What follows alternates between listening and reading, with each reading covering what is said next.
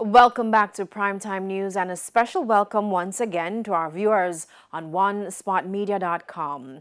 We begin this evening with a Primetime News special report. Following the revelation from the Ministry of Education that over 120,000 students have been absent from school for over a year, we went in search of them. Here's what our reporter, Kelisha Williams, found out. Hidden in plain sight, to some these windscreen wipers are just a nuisance. And while many adults are here, children have joined in. Most of them have missed school since the pandemic. Take this teen for example. We'll call him Bobby. He's 13. He told us he has been cleaning windscreens along Spanish Town Road for over a year now. From COVID come out, I don't go back to school. Eh? Never have no money for go to school because my mother gone foreign and my father. So who you stay with now? My grandmother. So you not have you couldn't go online? Never have no tablet nor nothing. Along Waterloo Road, we met another teen who we will call Kevin. He is 15. Wake up and brush my teeth, I wash the plate and come out and then I come on the road. How long you stay out here for? How early you come out here? Come out here from about 7 o'clock till about 6 o'clock or 5. Like Bobby, he has not attended face-to-face or online classes since March 2020. With no phone, tablet or laptop and his parents struggling to make ends meet, he took to the streets. And he said wiping windscreens was the easiest way for him to make quick cash. Feel bad because I can't get to learn again.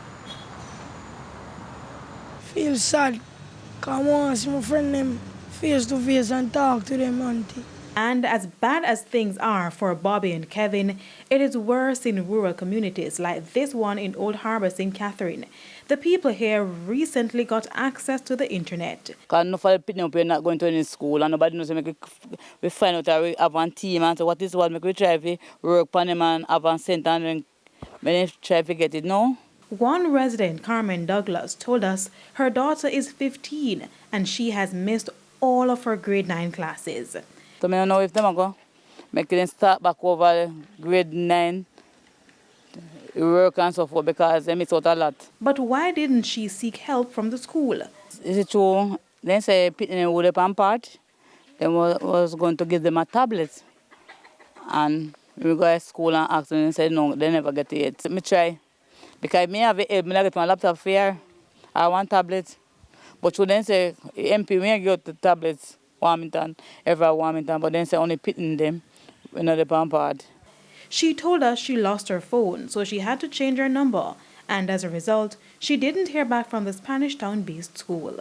I'm going to plan to go over there, you know, because sometimes it's something get to my head. You can't have a big pitney and they're not going to any school. This year she's 16-year-old.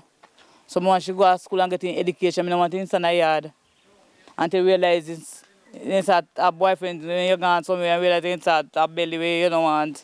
Now in June, Prime Minister Andrew Holness said the government is preparing for the full resumption of face-to-face classes this September.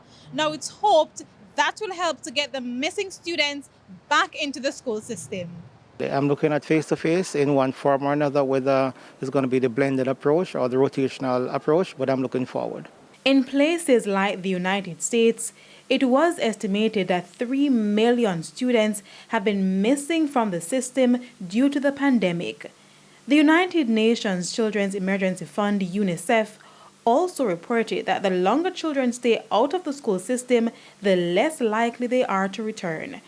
Now it's left to be seen how the various state agencies in Jamaica will intervene. Kelisha Williams, TVJ News.